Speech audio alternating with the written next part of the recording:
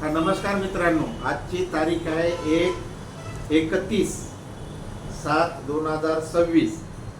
आज माझ्याकडे 3 पेशंट आलेले आहेत दारू सोडवण्यासाठी. त्या 3 पेशंटना पाहून घ्या काय हालत आहे यांची. त्यांच्यासोबत यांची पत्नी, यांचे वडील, यांचे भाऊ इथे आलेले आहेत. 2 पेशंट यवतमाळ जिल्ह्यातील आहे आणि 1 पेशंट वाशिम जिल्ह्यातला आहे. हा लक्षात. आता या पेशंटच्या पत्नीकडून त्यांच्या हाल अपेक्षा ऐकून घ्या. दारूमुळे तुम्हाला काय काय त्रास होते ते सांगा थोडं. नाही त्रास होते सांगा सांगा जे काय होतं ते सांगा. नाही त्रास करते, घरात जेवू येत नाही आम्हाला, काही नाही. अजून शेतीत काम करत नाही, काही नाही. बरं. आईलाही शिवा देते मरणाची. बरं, अजून जे ते सगळं सांगा खरं, काय होत नाही. कोणाला जेवू देत नाही, घरात राहू देत नाही, बरं, काहीच नाही. निघा म्हणते घराचे बाई. बरं. पैसे देते घरामध्ये? नाही, काहीच देत नाही. पैसे देत नाही, काहीच देत नाही. खर्च पाण्याला काहीच देत काहीच देत नाही. पैसे देत काम नाही. बी करत नाही, काहीच करत नाही. खर्च कसं भागवता तुम्ही? काय असं दुसऱ्याचं काम करून आपल्याला. तुम्हाला काम करा हो. मजुरीला. हो, बरं. आपण काम करायचे, 2 लेकरं तर पाहिजे. बरं. काय नाव आहे तुमचं? नाव किरण आहे. हे बघा मित्रांनो, आता आमच्याकडे या किरणताई आलेल्या आहेत.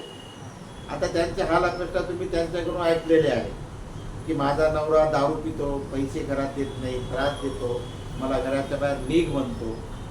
त्याची जे दारूड्या हा सगळा जे काही पैसा आहे ते दारूमध्ये घालतो आणि घरातलं जे काही सामान आहे ते सगळं विकून ते दारू पितो. आता आमच्या किरणताईकडून तुम्ही ऐकलं की 2 लेकरं जगवण्यासाठी त्या बाईला काम करावं लागतं. पण किती भयानक परिस्थिती असते की बाई काम करून 2 लेकराला जगवतं. नवऱ्याचा तिला आधार राहिलेला नाही. आता हे दुसरा पेशंट आहे का? त्यांच्या आई आलेल्या आहे, तो मुलगा आहे त्यांचा. सांगा सांगा सांगा ना, जे ते सांगा. आवाज आहे, आवाज आला. असं नका, आवाज आला. तुम्ही सांगता का? तुम्ही हा. बरं, ठीक आहे. तुम्ही हा, यांचे इकडे. पेशंट आहे, पेशंटला दाखवा. तुम्ही आता patient त्यांचं जवळ काय बसा. बोलतील? माझं नाव रोशनी आहे. माझा भाऊ खूप दारू पितो. माझा भाऊ दारू पिल्यामुळे माझ्या आई वडिलांना खूप त्रास होतो. इतका दारू पितो की त्याला लिमिटच नाही, अनलिमिटेड दारू पितो. आठवड्यातून 8 दिवस काम करतो, एकच दिवस तेवढा पैसा एका दिवसात घालतो.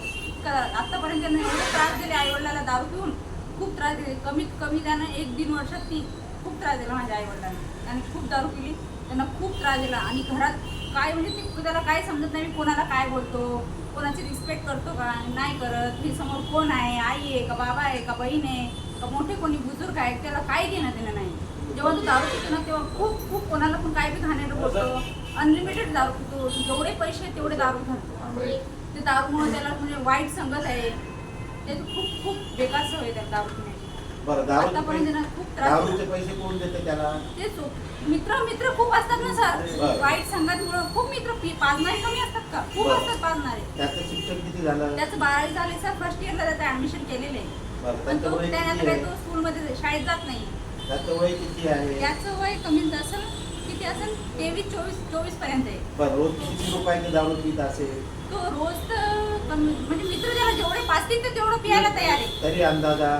अंदाजा तो 300-400 रुपयाची दारी सहजच पितो सर. बरं, घरात राहत नाही? दिवस त्याचा घरात म्हणजे राहतच नाही. त्याचं शिक्षणात लक्ष नाही, घरातल्या कामात लक्ष नाही, काहीच नाही. तो फक्त दारू पितो बस. ठीक, ओके, धन्यवाद. पहा, आता त्यांच्या ताईनी, पेशंटचं वय आहे 23 वर्ष. हा 23 वर्षाचा मुलगा आज दारू पितो. किती वर्षापासून दारू पितो तो अंदाजे? तो अंदाजे पितो 3-4 वर्षापासून. म्हणजे वयाच्या 20 वर्षापासून तो दारू 20 पित आहे. वर्षापासून दारू पितो. आता पहा, काही लग्न नाही झालं. जर 20 वर्षापासून मुलगा दारू पित असेल तर त्या आई वडिलावर, त्याच्या बहिणीवर काय बितत असेल याचा एक विचार करा. त्याचं जीवन आज ते स्वतःच्या हाताने बर्बादीकडे नेत आहे. म्हणून मित्रांनो, दारूमुळे किती बर्बाद होतो. दारूमुळे आपल्या आईला, आपल्या बहिणीला, आपल्या वडिलाला किती त्रास होतो. आईने जे जन्म दिलेला आहे दारू पिण्यासाठी दिलेला आहे का, याचाही विचार आजच्या युवा पिढीने करायला पाहिजे. तुमच्या काही जिम्मेदारी आहेत. तुम्हाला काही देशासाठी करायचे, समाजासाठी करायचे, कुटुंबासाठी करायचे, तुमच्यासाठी तुमचं करिअर बनवायचं. ठीक आहे, माझं म्हणणं नाही की तुमचं कॅरियर ना तुम्ही देशासाठी काही नका करू, समाजासाठी काही करू नका, पण तुम्ही तुमच्यासाठी तर काही करा. तुमचं जीवन असं बरबाद होऊ देऊ नका, हेच माझं युवा पिढींना सांगणं आहे.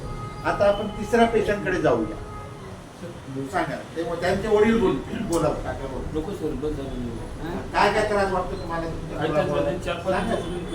त्रास म्हणजे कसं हे दारू पिल्यावर म्हणजे घरी लेकरा बरं. आई बाबाला बरं. पत्नीला बरं. बाकी कसं काम धंद्यात मन नाही काही नाही, बरं. कुठं शेतात जाऊ वाटत नाही, बरं. घरी मन लागत नाही. बरं. बस पिल्यावर कसं सुद्धा माणूस राहतच नाही ना. बरं. पैसा कुठून आणतो तो? पैसा काही कोणती कोणी काही आणाय गेलं की ते तिकडेच खर्च करायचं. म्हणजे तुम्ही मुलापासून दुःखी आहे, हां बरोबर? कसं आई बाबाला चांगलं बोलत नाही, बोललं त्याला काही कळलं ना कोण आई आहे की बाबा आहे. बरं. ही माझी बायको, मुलं, 2 मुलं आहेत, एक मुलगी आहे. बरं. मुलगी 12वीला आहे. पैसे काही देत नाही घरात, काची पैसे आले इकून दिले की ते तिकडेच. मग घर खर्च कसं चालतंय? ते आम्ही आणतो. तुम्ही आणता, वडील म्हणून तुम्ही करत असतो. पहा, आता ज्या मुलांनी वडिलाला आधार द्यायला पाहिजे ते वडीलच त्या मुलाला आधार देत आहे आणि खर्च पाणी करत. किती वाईट परिस्थिती आहे. या लोकांना दारू पिणाऱ्याला थोडाही समज नसतो. तुम्हाला कुणी पाठवलं इथं? हे आपल्या मामाने पाठवलं. दारू सुटली त्यांची? हा त्याच्या ती जावाई पण होते ते लय पीत होती. बरं. हे आहेत का मामा? हा. बरं. तुम्हाला कोण पाठवत? तुम्ही कोणाला कोण आले? आता यांचं आहे. तुमचं नाव सांगा. आमच्या गावात दोघांतील नाव सांगा, नाव सांगा. कैलास. तुमचं नाव? माझं नाव बापूनाथ देवला जातो. गाव सांगा. गाव हनुमाननगर, जिल्हा सांगा. जिल्हा यवतमाळ. सांगा, कोण पाठवलं तुम्हाला? आम्हाला म्हणजे आपल्या म्हणजे 2-4 पेशंट आले की साहेब. बरं. चारी पेशंट चांगले झाले? चारही पेशंट चांगले. काय काय फरक दिसतोय त्या चारी पेशंटमध्ये? जेव्हापासून औषध वगैरे घेऊन राहिले तेव्हापासून म्हणजे दारू म्हणजे कमी प्रमाणात. त्याच्यामध्ये नील झाली असेल ना? सध्या काळाचे दिवस आहेत, पूर्ण सुटली का नाही सुटली? सुटलीच नाही अजून. आता आम्ही किती यांना मार्गदर्शन केलं, पेशंटच्या सोबत त्यांची पत्नी आई येते, पण हे काय करतात, दारू सुटली की औषध देत नाही. जो आम्ही कोर्स सांगतो तो कोर्स पूर्ण देत नाही. जर कोर्स पूर्ण दिला नाही तर ती दारू सुटू शकत नाही.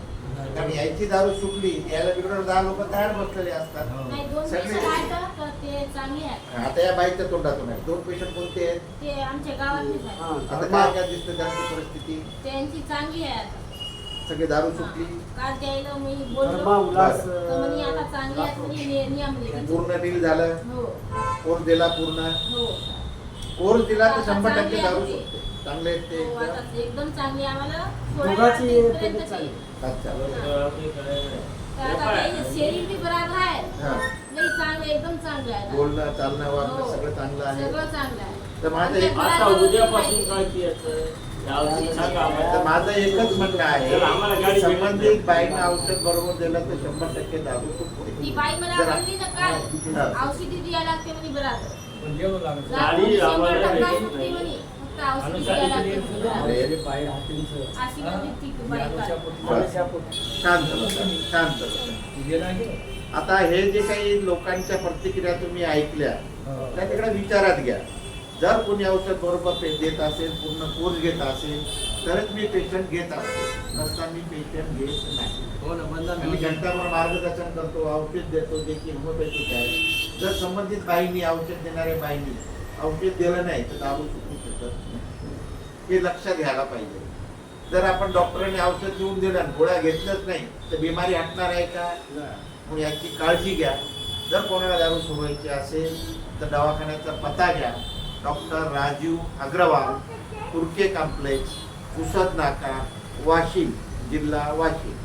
माझा मोबाईल नंबर घ्या 94 21 38 44 आणि 82. परत एकदा मोबाईल नंबर सांगतो 94 21 38 44 82. जे कोणी औषध बरोबर देणार असेल, पूर्ण कोर्स देणार असेल त्यांनीच माझ्याकडे यावं ही कळकळीची विनंती. जर हा व्हिडिओ तुम्हाला बरोबर वाटला असेल तर शेअर करा, सबस्क्राईब करा आणि त्याच्यामध्ये कॉमेंटमध्ये काही तुमच्या प्रतिक्रिया द्या आणि बऱ्याच लोकांना सांगून व्यसनमुक्तीची चळवळ घरोघरी राबवा हीच माझी विनंती आहे. धन्यवाद.